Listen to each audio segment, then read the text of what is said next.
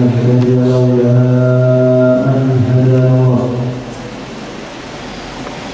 اللهم صل وسلم وبارك على سيدنا ومولانا محمد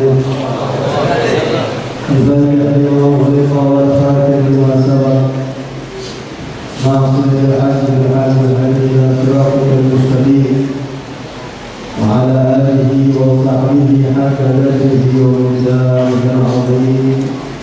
أما بعد، وقال عز وجل في محكم تنزيله وهو أصدق الكريم: واعلموا أن فيكم رسول الله. وقال أيضا: ولا تنسوا الفضل بينكم وما أتاكم الرسول فخذوه وما نهاكم عنه فانتهوا. وقال رسول الله صلى الله عليه وآله وصحبه وسلم: لا يؤمن أحدكم حتى يكون هواه تبعا لذكره. صدق الله وصدق رسوله صلى الله عليه وسلم. Suara saya jelas tidak?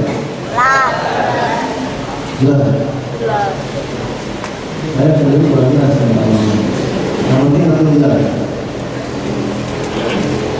Al-Mukarramun para habaib yang kita muliakan, yang kita hormati,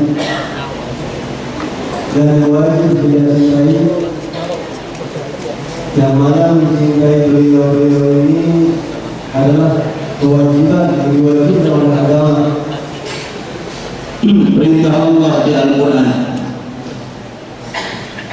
Mencintai beliau-beliau ini adalah perintah Allah di Al-Quran yang Allah sebutkan dalam firman-Nya: "Qul la as'alukum 'alaihi ajra illa al-mawaddata fil qurba." Itu ayatnya. Dan keberadaan mereka para habaib, anak cucu keturunan Nabi Muhammad SAW, ini menandakan bahwa kiamat masih lama, insyaallah. Kira-kira orang Lampung pengen kiamat cepat-cepat atau masih lama? Yang kenceng, paling kenceng jomblo biasanya. Udah lama. Dan itu Nabi yang menyebutkan dalam hadisnya: "An-nujumu amalun li ahli sama, fa idza dhahabatin nujum dhahaba ahli sama." Bintang di langit itu tanda bahwa penghuni langit masih aman. Kalau kita melihat di langit masih ada bintang, makhluk-makhluk Allah yang ada di langit itu masih aman, belum kiamat. Karena nanti fa idza dhahabatin nujum, kalau bintang-bintang berjatuhan, maka sudah tidak aman lagi, langit hancur semuanya langit itu. Wa ahlul baiti amanun li ahli al-ard, dan ahlul bait aku, kata Nabi, mereka ini beliau berhabaib, adalah simbol keamanan penghuni bumi, penduduk bumi. Fa idza dhahaba ahlul baiti atahum ma yu'adun. Nanti kalau sudah tidak ada lagi keluargaku di atas muka bumi, datanglah janji Allah, yaitu hari kiamat.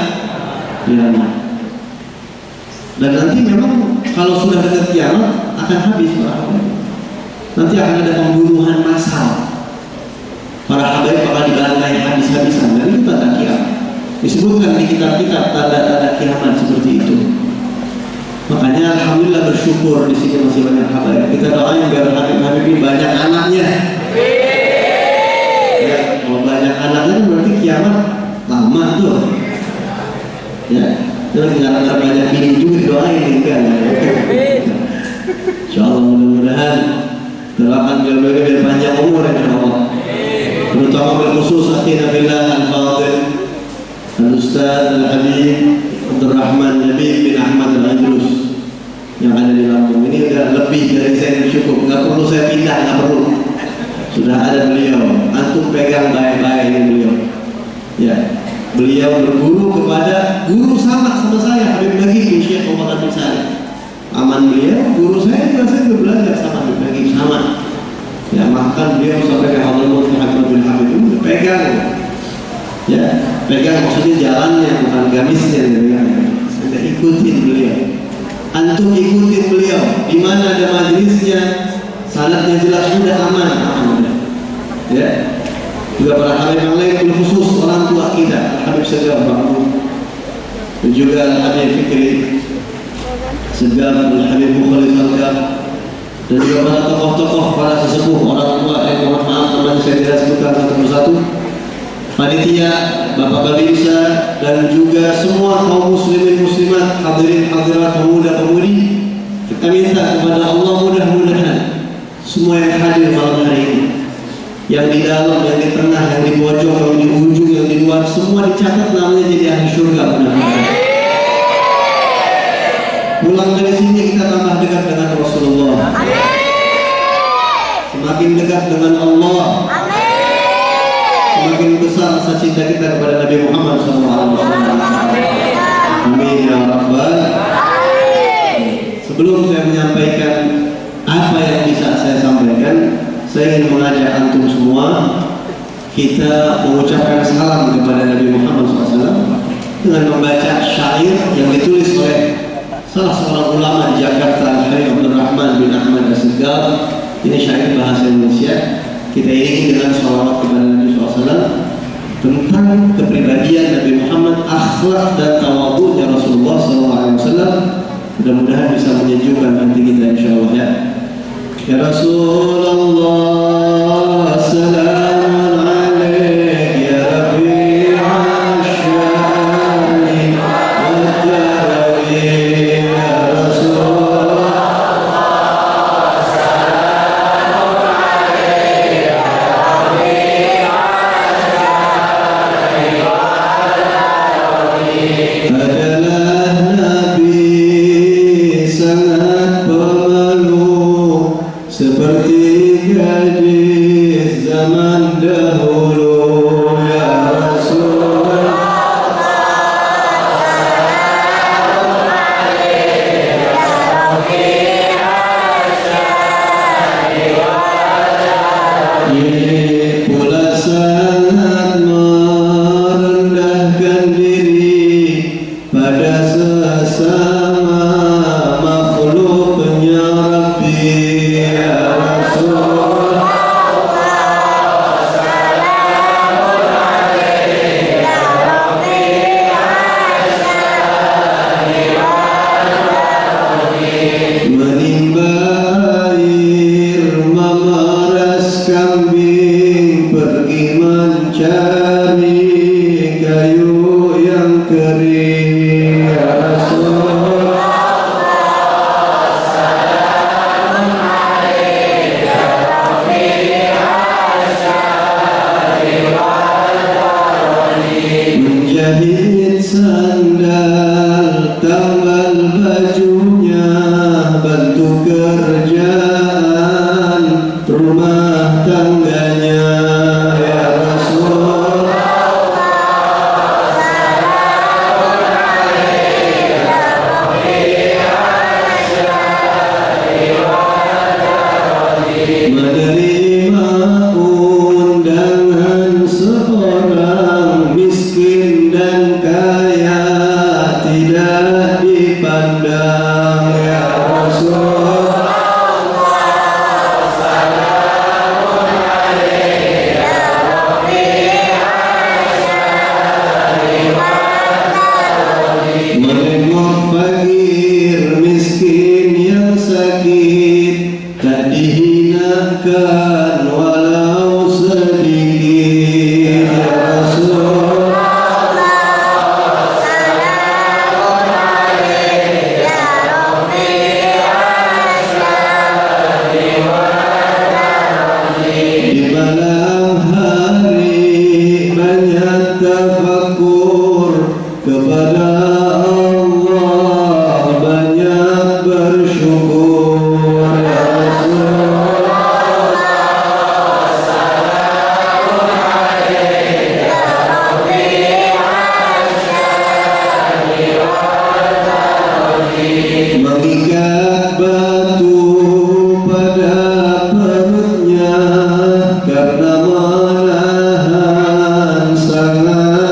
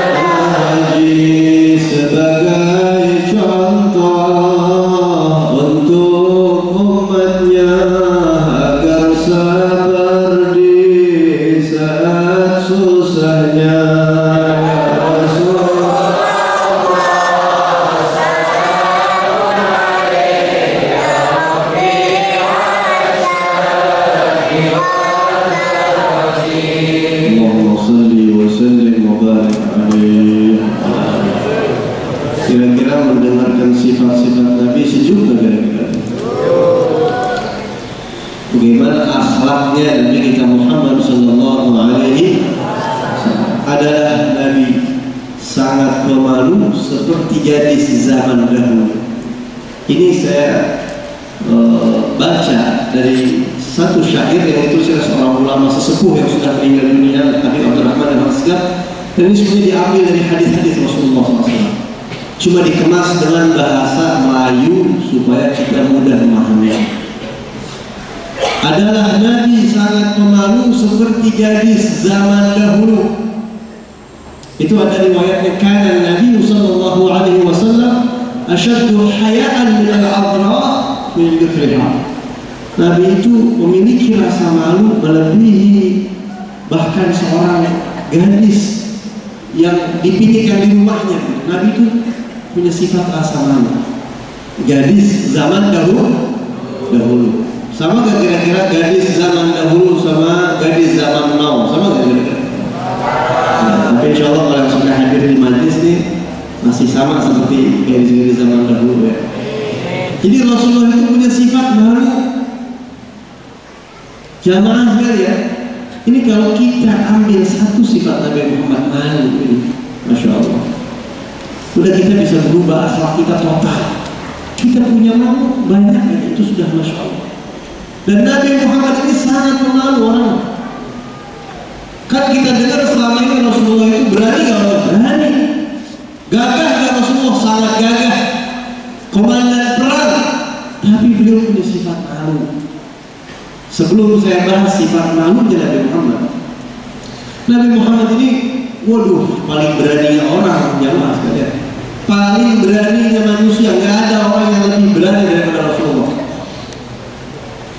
Jangankan kita bahas Nabi Muhammad, para sahabat, Sayyidina Khalid ibn Walid, sahabatnya Nabi Muhammad, itu beliau pernah menjadi komandan perang, memimpin 3.000 pasukan sahabat lawan 200.000 musuh. Jadi satu orang banding 50. Anda berani nggak berantem kira-kira 1 banding 50? Berani nggak kira-kira? Ini Sayyidina Khalid bin Walid menghadapi musuh 200.000 hanya dengan pasukan 3.000 orang. Waktu itu perang Mu'tah pada tahun ke-7. Jadi ceritanya, nggak apa-apa saya cerita agak panjang. Rasulullah utus para sahabat 3.000 orang. Awalnya yang pimpin bukan Sayyidina Khalid bin Walid. Nanti kalau Zaid bin Harithah meninggal, Ja'far bin Abi Thalib yang pimpin, kata Rasulullah, gantikan. Kalau Ja'far bin Abi Thalib meninggal, Abdullah bin Rawahah gantikan. Rasulullah cuma sebut 3. Itu mereka masih hidup semua. Ternyata di medan perang 3-3-nya meninggal. Rasulullah begitu ya, tahu.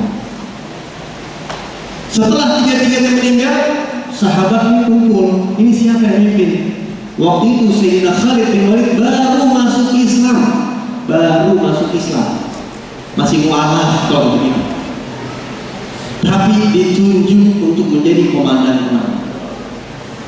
Akhirnya diterima oleh Sayyidina Khalid bin Walid dan beliau pimpin itu perang 3.000 orang lawan 200.000. Sampai musuh mengatakan ini pasukan gila. Nyalinya kayak apa? Mereka itu? Kok berani-beraninya 3.000 lawan 200.000? 50 kali lipat. Ini pasukannya Nabi Muhammad. Setianya, bagaimana hati mereka tidak gentar menghadapi musuh.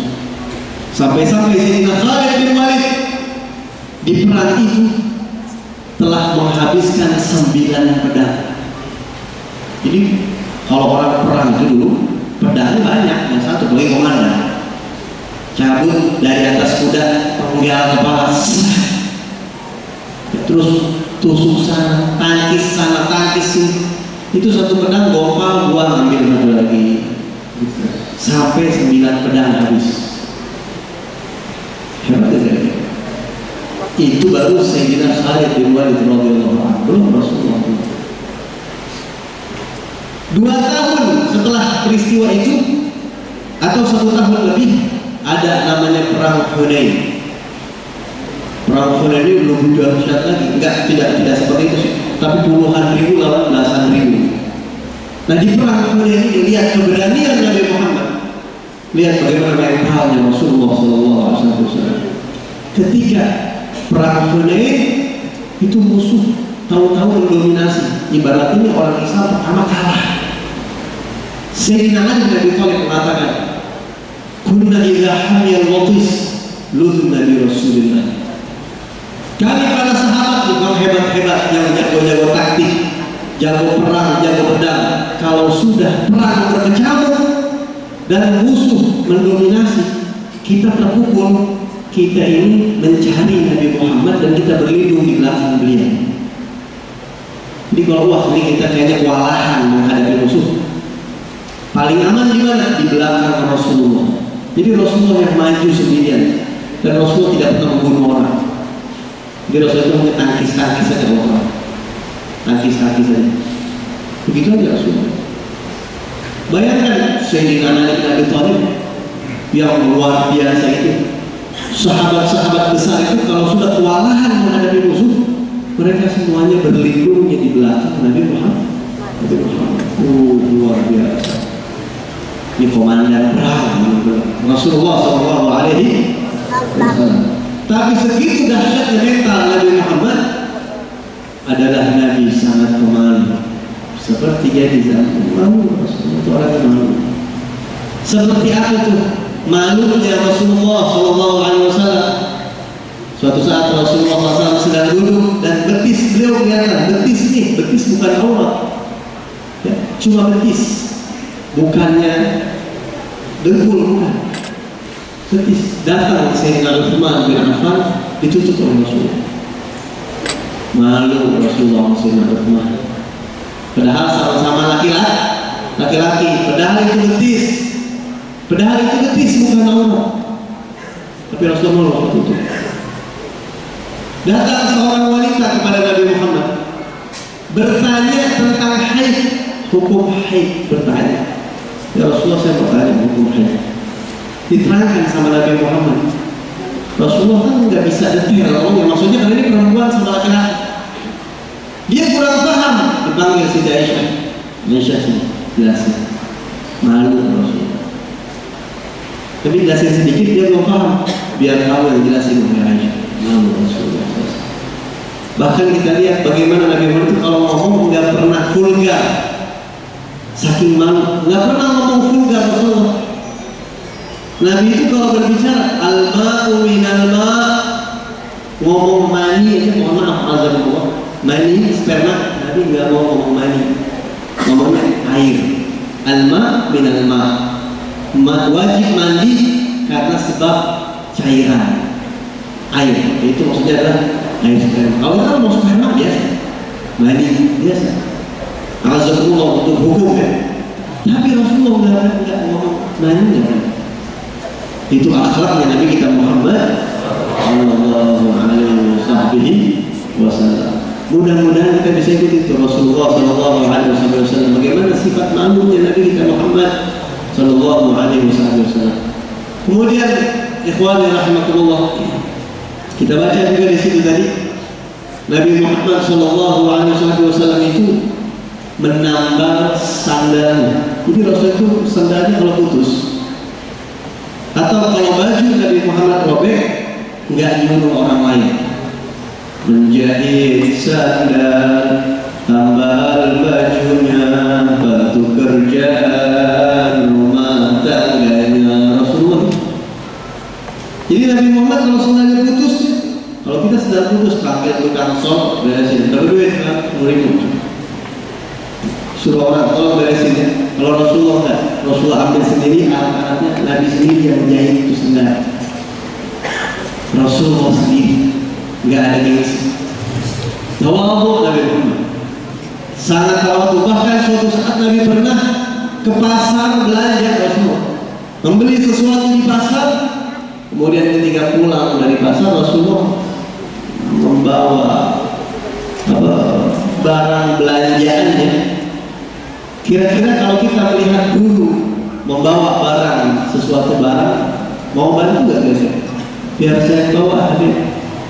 Apalagi sahabat melihat Rasulullah membawa sesuatu, datang sahabat, ya Rasulullah biar saya bawa. Biar saya doa ya Rasulullah. Kata Nabi, enggak, jangan.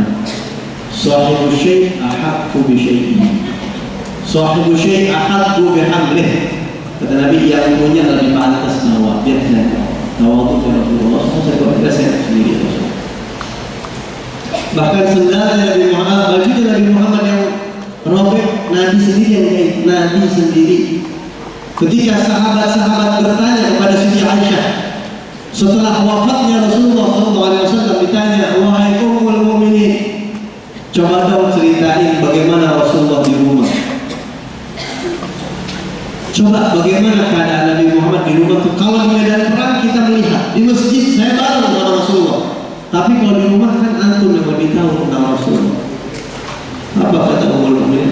Siti Aisyah ketika ditanya seperti itu nangis. Sedih Nabi Muhammad SAW. Siti Aisyah nangis dan mengatakan, kana dhahukan bassama. Nabi Muhammad itu orangnya pasti kalau di rumah senyum, ketawa, al-tafahum bi ahlih. Paling lembutnya orang itu Nabi Muhammad kalau di rumah. Dan saya lihat Nabi Muhammad itu salah satu pekerjaannya suka dilakukan sama Rasulullah, bantu kerjaan rumah tangga. Itu kata Siti Aisyah, kana ya'mal mithla ma ya'mal ahadukum. Di rumah Rasul sama kayak orang pada umumnya. Dia tidak merasa dirinya Nabi, tidak merasa pangkat tingginya. Ya, yarfa'u syai'an wa yadha'uhu. Beresin perabotan. Rasulullah beresin perabotan rumah kita. Ya Allah. Bagaimana itu seorang imamul anbiya wal mursalin memberesin perabotan, bantuin kerjaan istrinya Sayyidah Aisyah radhiyallahu anha. Orang kampung suka bantuin bini kayak kira-kira. Itu Rasulullah begitu. Bantuin kerjaan di rumah itu adalah salah satu sunnahnya Nabi Muhammad SAW. Rasulullah ini luar biasa kalau di rumah kata luar biasa. Dan tidak sampai di situ. Salah satu amalan Nabi, pekerjaan Nabi di rumah itu katanya kalau lagi ada waktu kosong, min ahabbil a'mal ilaih al-khiyatah. Nabi itu senang jahit bajunya sendiri. Kalau di waktu luang Rasulullah, Nabi jahit itu pakaiannya yang robek. Ya Allah. Saya waktu baca ini enggak gemeter saya. Ya Nabi yang kita kenal nih, Isra dan Mi'raj. Malaikat Jibril masuk sedikit, hangus terbakar. Semua Nabi taruh hormat sama Rasulullah.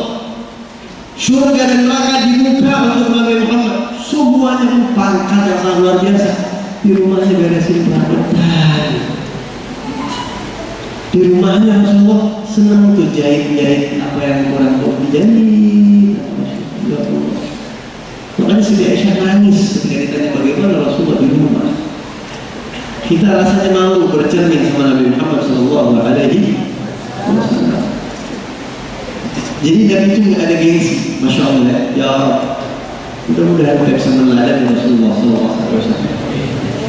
Dan Rasulullah SAW tadi kita baca juga Rasulullah itu mengikat batu pada perutnya karena menahan sangat lapar. Disebutkan dalam Sahihul Bukhari bahwa Nabi kita Muhammad SAW itu pernah dalam satu hari ada satu perang namanya perang Khandaq. Itu kejadiannya pada tahun ke-5 Hijriah, 5 tahun sebelum wafatnya Rasulullah. Kira-kira umur Nabi 58 tahun. Terjadi satu perang besar di kota Madinah namanya perang Khandaq. Apa arti Khandaq? Khandaq itu artinya parit. Jadi tanah digali selebar-lebarnya di perbatasan kota Madinah supaya musuh tidak bisa masuk ke dalam kota Madinah. Kalau mereka mau masuk, mereka harus turun ke bawah dan nggak bisa naik. Rasulullah dan para sahabat menggali itu semua. Ramai-ramai ikut kerja bakti Rasulullah bersama para sahabat. Di situ ada satu sahabat Nabi namanya Sayyidina Jabir bin Abdullah radhiyallahu anhu. Dia perhatikan Rasulullah dari jauh. Dia lihat Nabi Muhammad Rasul itu di perutnya ada batu diikat, perutnya diikat pakai batu. Apa katanya di dalam Sahih Bukhari? Ra'aitu bin Nabi sallallahu alaihi wasallam khamasan syadidah. Saya melihat wajah Nabi Muhammad itu seperti orang yang sedang menahan lapar yang sangat luar biasa. Lapar kata Rasulullah. Dan di saat itu Rasulullah belum makan 3 hari. Di saat itu Nabi Muhammad katanya belum makan selama 3 hari sampai perutnya itu diikat dengan batu. Tidak sini Jabir bin Abdullah melihat Rasulullah SAW. Kita orang Lampung ada yang pernah tidak makan 3 hari kan? 3 hari tidak makan, pernah nggak kita? Alhamdulillah. Walaupun nganggur, kita nganggur. Kerjaan apa aktivitas? Saya nganggur Pak Ustaz. Tapi kita nggak pernah tidak makan. Alhamdulillah kita setiap hari pasti makan. Nah Rasulullah SAW merasakan itu supaya kita ingat. Kalau kita lagi susah, kita ingat sama Nabi Muhammad SAW. Makanya dalam hadis Nabi bersabda, "Man usiba bi musibatin falyatadzakkar musibatahu bi." Kata Rasulullah, siapa orang yang kena musibah, dapat ujian, ingat aja sama aku. Ingat sama aku, karena ujian aku lebih berat. Ya, ujian aku lebih berat. Walhasil Sayyidina Jabir bin Abdullah tidak tega melihat Nabi Muhammad dan dia menginisiatif, dia pulang ke rumahnya. Jabir bin Abdullah bukan orang kaya, orang nggak punya juga, cuma dia nggak sampai hati melihat Rasulullah. Pulang ke rumahnya, dia tidak bilang sama Rasulullah, langsung ke rumah, langsung ditanya istri, hal indaki syai'un min at-ta'am, wahai istri, apakah ada makanan di rumah? Kata istrinya, kita tidak punya makanan apapun kecuali gandum, hampir kurang lebih 1 liter, sama anak domba di belakang. Kata Sayyidina Jabir, saya nggak tega melihat Rasulullah. Saya ingin menjamu Rasulullah di rumah kita. Beliau 3 hari 2 makan, sampai perutnya itu diikat dengan batu. Saya ingin menjamu beliau. Ya udah, gandum tolong diolah, saya potong anak domba, kamu olah gandum, kita bikin makanan buat Rasulullah SAW. Dibuatlah makanan kurma sama ajin, dipotong sama dia, diberesin, dibikin 2 panci. 1 panci itu sayur daging, ya mungkin kalau kita sekarang ini marak mirip sop gitu, tapi rempah-rempahnya beda, sama adonan gandum. Ketika dimasak sudah tinggal tunggu matang. Ini Sayyidina Jabir bilang sama istrinya, baik, sekarang aku akan datang ke Rasulullah dan aku akan undang beliau untuk masuk ke rumah kita. Waktu Jabir bin Abdullah mau keluar, istrinya pesan, ya Jabir, la tafdhahni bi Rasulillah wa biman ma'ah. Ingat pesan saya ya, ini makanan tidak cukup untuk banyak orang. Jadi jangan bikin malu saya di depan Nabi Muhammad kalau undang orang banyak-banyak. Akhirnya Rasulullah kenal saya, Rasulullah kenal kita. Jadi undang jangan banyak-banyak, sedikit aja, Rasulullah dan beberapa orang. Fajituhu fasaratuh. Maka Sayyidina Jabir datang menghadap ke Rasulullah. Fasaratuhu, itu di hadis disebutkan saya bisik-bisik di kuping Nabi. Karena saat itu banyak para sahabat yang kerja bakti membuat parit persiapan perang. Saya datang dan saya katakan kepada Rasulullah, ya Rasulullah, dabahna muhaimatan lana wa tahalna su'atan syahid kana indana fata'ala anta wa nafaru man ma'ak. Ya Rasulullah, saya memotong anak domba di rumah dan saya sedang memasak gandum ajin di rumah. Saya mau menjamu Rasul, silahkan pilih sahabat beberapa orang untuk ikut makan bersama Rasulullah. Nafar itu 9 ke bawah, 9 orang ke bawah. Silakan Rasul pilih 9 orang ke bawah. Setelah Sayyidina Jabir seperti itu, fasahha Nabi sallallahu alaihi wasallam, Nabi teriak. Rasul berkata, Rasul berdiri dan teriak kepada semua sahabat yang ada di Khandaq itu, ya ahlal Khandaq, inna Jabiran qad sana'a surra fa hayya ahlan bikum.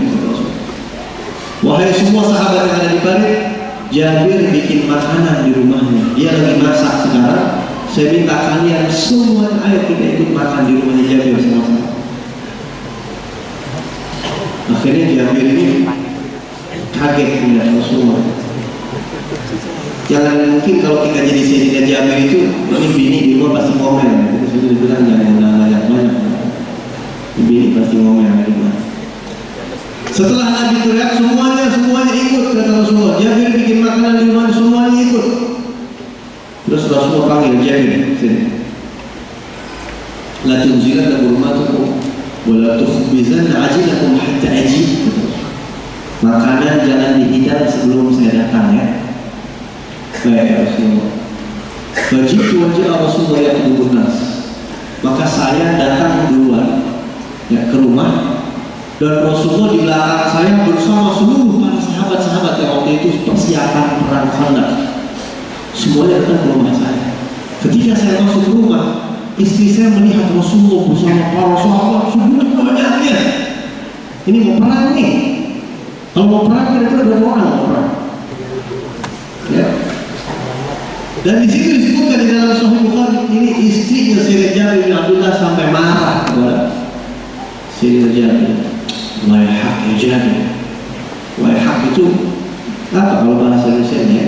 Kalimat ngomel lah begitu. Kalau orang Betawi bilang, orang Betawi ini orang Jakarta, maka saya bilang, lu lagu apa sih? Maksud lu kayak gini, lu ngajak-ngajak orang ngapain? Waihak. Kurang kerjaan yang kayak gitu, kayak gitu, kira-kira gitu. Dia topik aja. Ya orang segitu banyak ya Rasulullah, saya malu Nabi Muhammad ini orang sedikit. Kata si Nabi, "Qad fa'altu alladhi qulti." Saya sudah lakukan semua protokol yang kamu perintahkan. Saya datang ke Rasulullah bisik-bisik, saya bilang ya Rasulullah ini nggak banyak ya Rasulullah. Nabi teriak dipanggil semua, saya mau ngomong apa? Nggak berani tentang Nabi Muhammad. Cuma Rasulullah bilang ini makanan jangan dihidangkan. Rasulullah mau ke dapur. Rasulullah mau ke dapur. Udah semuanya datang, masuklah Rasulullah ke rumahnya Sayyidina Jabir bin Abdullah. Kullu baitin anta sakinuhu laysa muhtajan ila suruji. Setiap rumah yang ada engkau di dalamnya, rumah itu tidak perlu lagi lampu dan pelita. Cahaya Rasulullah SAW. Beruntungnya rumah yang dimasuki oleh Rasulullah. Ini rumah saya Jabir dimasuki oleh Rasulullah. Dibawa ke dapur, ya Rasulullah ini panci yang makanan, silakan. Ini Sayyidina Jabir bin Abdullah menemani Nabi Muhammad ke dapur. Apa kata Sayyidina Jabir? Fa'amada ila hurmatina fabasaqa fihi thumma barak thumma amada ila ajinina fabasaqa fihi wa barak. Rasulullah datang ke dua panci itu dan Rasulullah SAW meludahi keduanya dan membaca-bacakan sesuatu. Sampai sini saya ingin ingatkan bahwa ludah Nabi nggak sama dengan ludah kita ya. Jangan sampai antum samain. Kalau ludah kita ini bau naga, bau kobra, udah 7 bau macam-macam. Tapi kalau Rasulullah idza takallama wa ka'anna al-miska yakhruju min fi. Nabi itu kalau ngomong, sahabat yang di depannya seperti menyium aroma kasturi dari mulutnya Rasulullah. Air liurnya Rasulullah direbut sama sahabat. Oh, nggak ada teman-teman. Wangi, tidak ada satu pun yang keluar dari Nabi Muhammad yang tidak harum, tidak ada. Sayyidina Ali diwasiatkan oleh Rasulullah untuk memandikan jenazahnya. Beliau mengatakan, wallahi demi Allah, saya mandikan jenazah Nabi Muhammad tidak ada kotoran sedikit pun. Dan dari awal saya memandikan jenazah Rasulullah sampai selesai, yafuhu minhu raihah thayyibah. Wangi itu keluar terus, wangi terus sampai selesai mandi, wangi. Sayyidina Abu Bakar Siddiq ketika mencium keningnya Rasulullah, jenazahnya Rasulullah, keningnya dicium bersama Sayyidina Abu Bakar. Beliau mengatakan, wallahi tibta hayyan wa maitan ya Rasulullah. Demi Allah, kau harum bukan hanya saat hidup, saat wafat pun kau harum ya Rasulullah. Tidak ada.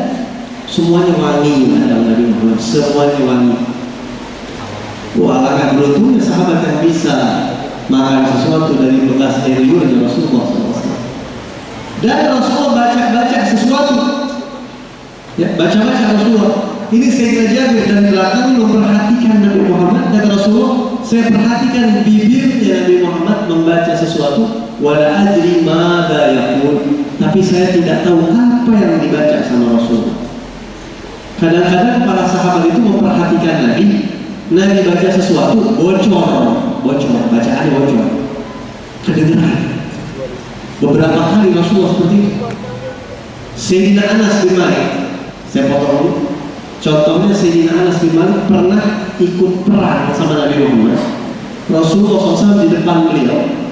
Ini tiba-tiba musuh dekat, di luar dugaan. Musuh dekat, persiapan perang. Rasulullah angkat tangan dan Rasulullah baca, ya malika yaumiddin iyyaka a'budu wa iyyaka asta'in. Itu musuh kepalanya copot sendiri dari badannya, mati. Yang dekat-dekat mati semua. Oh, itu bacaannya bocor. Diriwayatkan kemudian sampai di kitab Al-Adhkar ada tuh bacaan ketika menghadapi musuh. Itu bacaannya bocor. Nabi kalau melakukan ini baca ini. Tapi lapangan ini kedengeran bacaan. Sangat disayangkan. Ini kalau bacaannya bocor, kita enak nih bikin acara, nggak perlu masak banyak. Baca itu. Cuma baca ini nggak bocor. Saya perhatikan Rasulullah membaca sesuatu, cuma nggak terdengar sama kuping saya. Setelah selesai dibacakan, kata Nabi, "Qulul khafizah fal tuhbizma." Panggil yang masak, ini ibu-ibu yang bantu gitu ya. Rasulullah yang menghidangkan sendiri makanan. Antum pernah dengar nggak pemimpin menghidangkan makanan sendiri untuk bawahannya? Rasulullah bagiin. Udah. Setelah itu udah baginya harus dibagiin, semuanya dibagiin. Ini Sahihul Bukhari mengatakan, wallahi laqad akalu hatta tarakuhu wal harafu. Sumpah nih Sayyidina Jabir mengatakan, dari Allah saya melihat para sahabat itu mereka makan semuanya kebagian, semuanya kenyang, semuanya dan semuanya bubar dalam keadaan kenyang. Berapa jumlah mereka disebutkan itu? Wahum alf, 1000 sahabat. Dari 2 panci itu 1000 orang. 2 panci 1000 orang. Tidak cukup sampai di sini. Tidak cukup sampai di sini. Sayyidina Jabir kembali ke dapur dan melihat, wa inna burmatana la tadhittu kama hiya wa inna ajinana la yukhbazu kama huwa. Ini sayur kurma ini tadi sama adonan gandum ini masih full, masih penuh di atas panci, hanya ada bekas corekan di atas. Jadi tidak berkurang jumlah Rasulullah. Sampai saya datang lagi ke Rasulullah, ini makanan masih banyak banget. Kata Nabi, bagikan tetangga-tetangga kamu yang lain. Fa'in nasabat asobat semuanya, masih banyak yang lapar belum kebagian. 2 panci 1000 orang.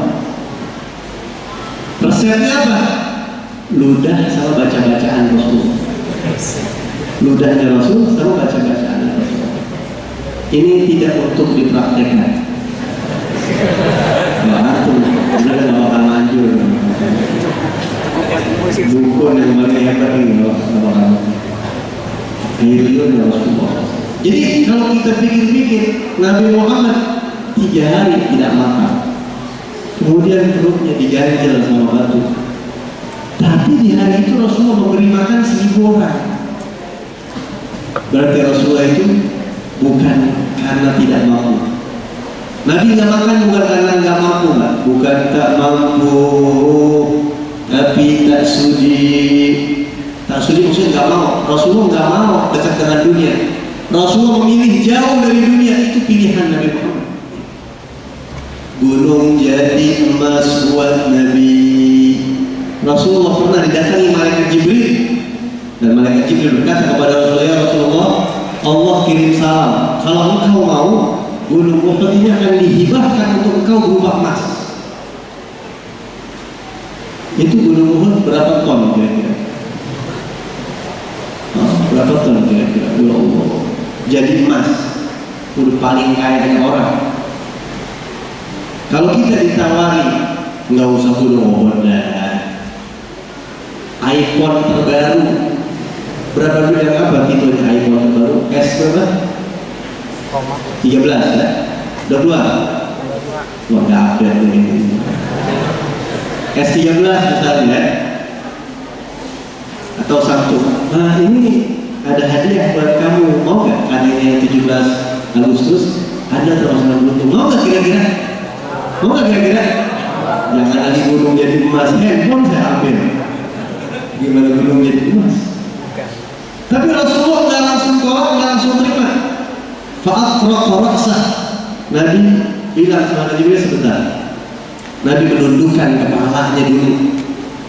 Gunung jadi emas nih. Kalau kita kan buat dakwah dah, siapa tahu buat majelis, beli kamera yang bagus, beli sound system yang bagus, beli ini, beli itu, bisa aja kita ngeles begitu tuh. Ya enggak? Ini insya Allah kita buat agama penting, kita ini butuh. Kita butuh dana kan, untuk dakwah kan butuh dana kita. Bisa tidak dulu? Kalau semua butuh enggak? Oh, jangan tanya ini. Sahibul syariah. Nabi nunduk. Apa kata Rasulullah? Wahai Jibril, saya memilih jadi hamba Allah aja. Sehari kenyang, sehari lapar. Jadi saya tolak dulu itu. Sehari saya kenyang, saya bersyukur kepada Allah. Kalau saya lagi lapar, saya sabar. Saya pilih itu. Rasulullah, ya. Dulu ditawarin itu. Ya Allah, ya Rabbana, Masya Allah. Nah itu contoh buat kita, contoh buat kita. Nabi kita Muhammad Sallallahu Alaihi Wasallam. Jadi kalau antum mau selamat, kalau antum pengen barakah, pengen bahagia, terakhir sebagai penutup, kalau antum pengen hidup bahagia, hidup selamat, cuma satu jalurnya, pintunya cuma satu, ikutin Rasulullah, nggak ada lagi. Ini prinsip hidup. Mustahil seseorang bisa bahagia kalau tidak ikut Rasulullah. Itu mustahil. Walaupun dia punya jabatan, walaupun dia punya apapun, nggak ada kebahagiaan kecuali dengan kita mengikuti Nabi kita Muhammad SAW. Caranya bagaimana? Jangan tinggalkan majlis. Di sinilah dibahas ilmunya Rasulullah. Di sinilah dibahas sifatnya Rasulullah. Di sinilah dibahas kesehariannya Rasulullah. Hukum-hukum yang diajarkan oleh Rasulullah. Bacaan-bacaan zikir yang diajarkan oleh Rasulullah SAW di sini bahas. Jadi tidak mungkin orang bisa bahagia kalau tidak ikut Nabi Muhammad SAW. Mudah-mudahan Allah Subhanahu Wa Taala memberikan kita taufik dan hidayahnya untuk bisa istiqamah kita mengikuti Rasulullah SAW. Lebih cinta lagi kepada Nabi Muhammad, lebih kenal lagi kepada Nabi Muhammad, lebih rindu lagi kepada Rasulullah SAW. Apalagi di bawah bimbingan cucunya Rasulullah SAW. Insya Allah mudah-mudahan Allah Subhanahu Wa Taala jadikan kita orang-orang yang dibangkitkan di hari kiamat di belakangnya bendera Rasulullah SAW. Ala hadinya Rasulullah wa ila hadratin Nabi Sallallahu Alaihi Wasallam. Al-Fatihah. Bismillahirrahmanirrahim. Alhamdulillah Rabbil alamin. Ar-Rahmanir-Rahim. Maliki yaumiddin. Iyyaka na'budu wa iyyaka nasta'in. اهدنا الصراط المستقيم صراط الذين أنعمت عليهم غير المغضوب عليهم. Saya minta baca Al-Fatihah satu kali lagi khusus buat saya. Sebenarnya saya lagi kurang sehat sedikit. Mohon baca Al-Fatihah, mudah-mudahan Allah angkat penyakit ini. Alladzi syifaa al-ajil wal ajil lana wa radana wa musibana wa yashfi al-ghadara wa al-mutlan. Ya Nabi wa al-Bukhari wa rajul ila hadratin Nabi sallallahu alaihi wasallam. Al-Fatihah. مالك يوم الدين إياك نعبد وإياك نستعين اهدنا الصراط المستقيم صراط الذين أنعمت عليهم غير المغضوب عليهم ولا الضالين. Mohon maaf kalau ada kata-kata saya kurang baik, kurang sopan, hal-hal yang dilakukan yang bodoh dan kesalahan saya, atas segala kekurangan saya minta maaf. Lagi nggak terlalu enak badan sebenarnya, tapi alhamdulillah masih Allah berikan kekuatan masih bisa sampai di tempat ini. Alhamdulillah.